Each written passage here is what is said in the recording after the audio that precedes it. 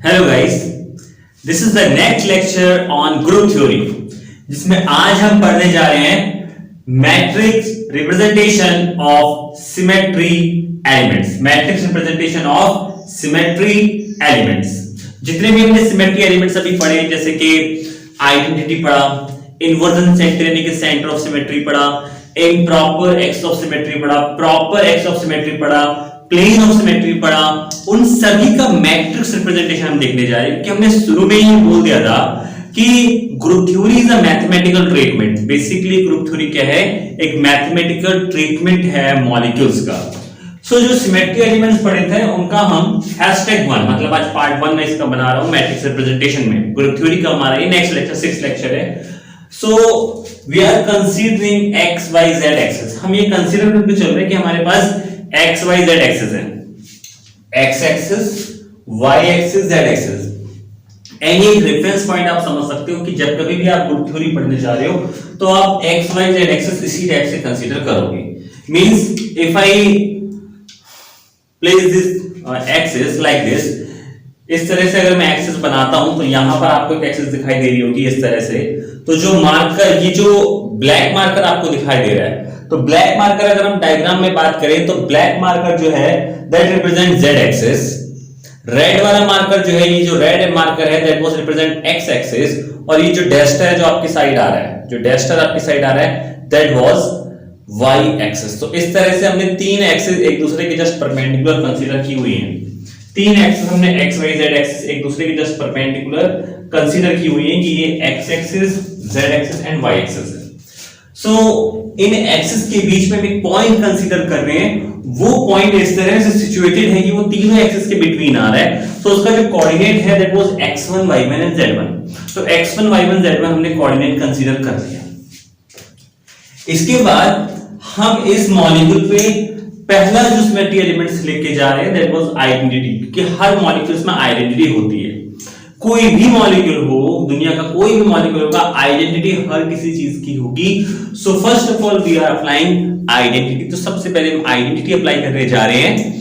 तो जैसे इस मॉलिक्यूल में मैं आइडेंटिटी अप्लाई करूंगा तो आइडेंटिटी अप्लाई करने से क्या होता है? मल्टीप्लिकेशन की आइडेंटिटी 1 होती है। सो अगर मैं 2 को 1 से मल्टीप्लाई करूं, 1 is the multiplication identity, addition की आइडेंटिटी 0 होती है। तो मल्टीप्लिकेशन में अगर मैं 2 से 1 मल्टीप्लाई करूंगा तो इट विल बिकम्स 2, ये तो 2 ही आ जाएगा। सो दैट अगर हम आइडेंटिटी से किसी चीज को मल्टीप्लाई करते हैं तो वो जो चीज जैसी थी वैसी ही रहती है। सो अगर आप इस पर्टिकुलर मॉलिक्यूल के ऊपर आइडेंटिटी अप्लाई करोगे तो ये जैसा था वैसा ही रहेगा। सो हम ये बोल सकते हैं if we have x1 y1 z1, हमारे पास x1 y1 z1 था, हमने इसके ऊपर आइडेंटिटी अप्लाई करा तो ये हमको x1 y1 z1 ही मिलेगा। और हम इसको ऐसा लिख सकते हैं क्योंकि किसी भी चीज में अगर 0 को ऐड कर दिया जाए तो वैसा ही रहता है। दैट मींस 0 जो होती है वो एडिशन की आइडेंटिटी है, 1 मल्टीप्लिकेशन की आइडेंटिटी है। दैट मींस अगर 2 लिखा है तो आई कैन से 2 + 0 और आई कैन आल्सो से 2 + 0 + 0। हम ऐसा लिख सकते हैं, रहेगा तो 2 ही ना। 2 + 0 2 + 0 + 0, कितने भी 0 ऐड कर सकते हो, वो तो 2 ही रहने वाला है क्योंकि 0 तो क्या है? एडिशन की आइडेंटिटी है। तो हम x1 को ऐसा लिख सकते हैं कि x के साथ अगर कोई कोफिशिएंट माना जाएगा तो 1 होगा, कोई नहीं होता तो 1 लिखते हैं। So that 1 * x1, y1 z1 इसमें नहीं है तो हम 0 y1 + 0 z1 लिख देते हैं। रहा तो अभी भी x1। सेम एज y1 वाले में x1 z1 नहीं है तो 0 x1 + 1 * y1 + 0 * z1। Same as इसमें x1 y1 नहीं है तो 0 x1 + 0 y1 + 1 * z1। अब इसके बाद हम इसमें क्या कॉमन ले सकते हैं? ये हमारे पास लिखा हुआ है e x1 y1 and z1। यहां पर इस पूरी रो में x1 है, यहां पर इस पूरी रो में y1 कॉमन है और यहां इस रो में z1 कॉमन। तो मैट्रिक्स की प्रॉपर्टी है। मैट्रिक्स की प्रॉपर्टी के बेसिस पे हम पूरी रो से x1, इससे y1 और इससे z1 कॉमन ले सकते हैं। तो हम इस वाली रो से x1 कॉमन ले रहे हैं, इस वाली रो से y1 कॉमन ले रहे हैं और इस वाली रो से z1 कॉमन ले रहे हैं। और इसको ब्रेक करके हम ऐसा लिख पाएंगे कि अगर आप x1 y1 z1 कॉमन ले लेते हो तो इसका कोएफिशिएंट 1 है, इसका 0 है, इसका 0, तो यहां पर बचेगा 1 0 0। यहां बचेगा 0 1 0 और यहां बचेगा 0 0 1 0 0 1। दैट्स इट, इतना आ गया। अब ये कंफ्यूजन नहीं होना चाहिए कि सर यहां से जब x1 y1 z1 कॉमन है तो बीच में प्लस का साइन था, वो कहां गया।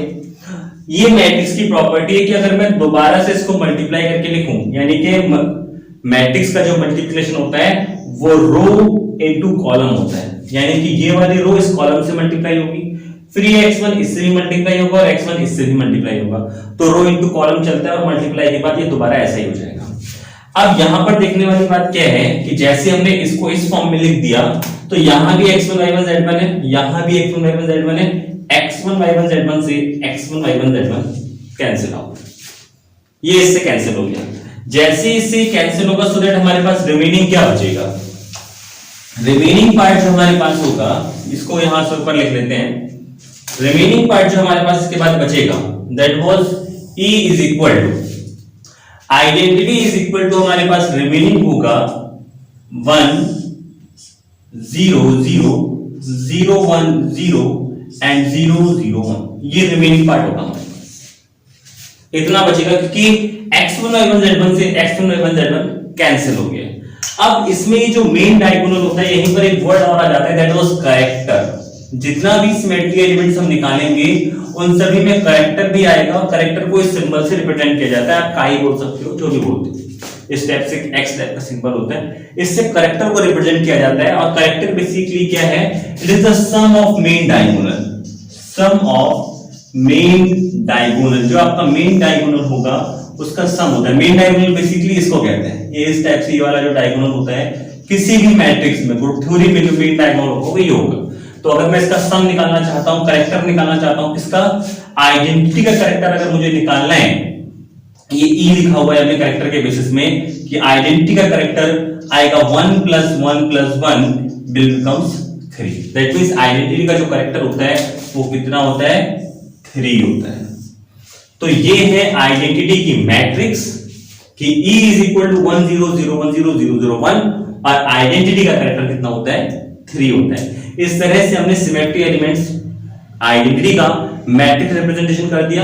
अब हम इसी तरह से करते हैं इन्वर्जन सेंटर का, मतलब सेंटर ऑफ सिमेट्री का, कि अगर हमको सेंटर ऑफ सिमेट्री का मैट्रिक्स रिप्रेजेंटेशन करना है तो कैसे करेंगे। Now let's see if we are taking an example, similar example, दोबारा से मेरे आप हम बात करें COS की, that means we are talking about inversion centre, that is inversion centre की बात करने जा रहे हैं।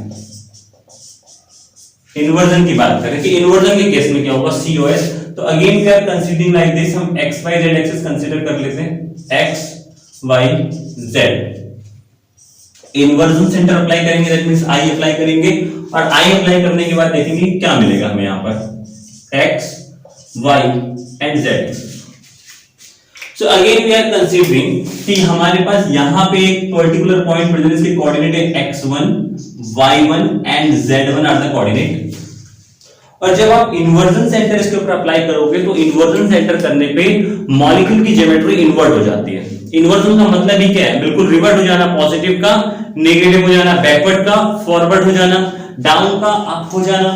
सो ये बिल्कुल रिवर्स होके अपने बैक साइड में चला जाएगा, जहां पर x भी नेगेटिव होगा, y भी नेगेटिव होगा, z भी नेगेटिव होगा। सो दैट यहां पर हमको कोऑर्डिनेट मिलेंगे -x1 -y1 एंड माइनस का z1, कोऑर्डिनेट हमारे रिवर्स हो। सो इसमें बेसिकली हम क्या लिख सकते हैं कि अगर हम इन्वर्जन सेंटर अप्लाई करते हैं x1 y1 z1 पर, तो हमको कुछ इस तरह से देखने के लिए मिलता है -x1 -y1 एंड माइनस का z1। इस तरह से हमको देखने के लिए मिलेगा कि अगर आप इन्वर्जन सेंटर अप्लाई करोगे तो इन्वर्जन सेंटर अप्लाई करने पे जितने भी एक्सेस हैं वो सारे के सारे रिवर्स में चले जाएंगे, मतलब उनका साइन अपोजिट हो जाएगा। सो हम इसको ऐसा लिख सकते हैं कि I -x1 है तो वी कैन से 1 × x1 लिख सकते हैं, जैसा अभी किया था सेम एज वैसे करने जा रहे हैं। -1 × x1, y1 z1 इसमें नहीं है तो we can write 0y1 + 0z1। Same as इसमें y1 है तो हम इसे लिख सकते हैं 0x1 माइनस का 1 × y1 + 0z1। इसमें z1 है तो x1 y1 0 होगा, x1 y1 0 और माइनस का आपका आ जाएगा 1 इंटू Z1। अब हम क्या कर सकते हैं, I x1 y1 z1, यहां से x1 y1 z1 कॉमन ले सकते हैं, तो x1 y1 z1 कॉमन ले लिया, अभी कॉमन लिया था, सेम एज उसी तरह से कॉमन लेंगे, यहां पे I नहीं आएगा, ठीक है, क्योंकि हमने ऑपरेट कर दिया है ना, इन्वर्जन सेंटर लगाने के बाद ये आया है। तो यहां से x1 y1 z1 कॉमन लेते हैं, तो x1 y1 z1 कॉमन ले लिया। जैसे ही x1 y1 z1 कॉमन लेंगे सो दैट यहां पर कितना बचेगा, -1 0 0 0 -1 0 0 0 माइनस का 1। सो इसके बाद x1 y1 z1 से x1 y1 z1 कैंसिल हो, ये कैंसिल हो गया। जैसे ही कैंसिल होगा तो हमारे पास इन्वर्जन सेंटर यानी कि COS का जो मैट्रिक्स रिप्रेजेंटेशन आएगा that was -1 0 0 0 -1 0 and 0 0 माइनस का 1। तो अगर मुझे इसका करेक्टर लिखना है, so if we want to write character of COS, अगर इन्वर्जन सेंटर का करेक्टर हमें लिखना है तो करेक्टर बेसिकली क्या होता है, character is the sum of main diagonal. तो इन्वर्जन सेंटर का करेक्टर हमें निकालना है, सो ये कितना हो जाएगा, -1 will becomes -3, it will becomes -3। तो हमारा जो करेक्टर आ जाएगा इन्वर्जन सेंटर का वो कितना आएगा, -3 आ जाएगा। आई होप इतना आपको समझ में आया होगा। बाकी की जो सिमेट्री एलिमेंट्स हैं उनका मैट्रिक्स रिप्रेजेंटेशन हम नेक्स्ट क्लास में डिस्कस करेंगे। Thank you for watching.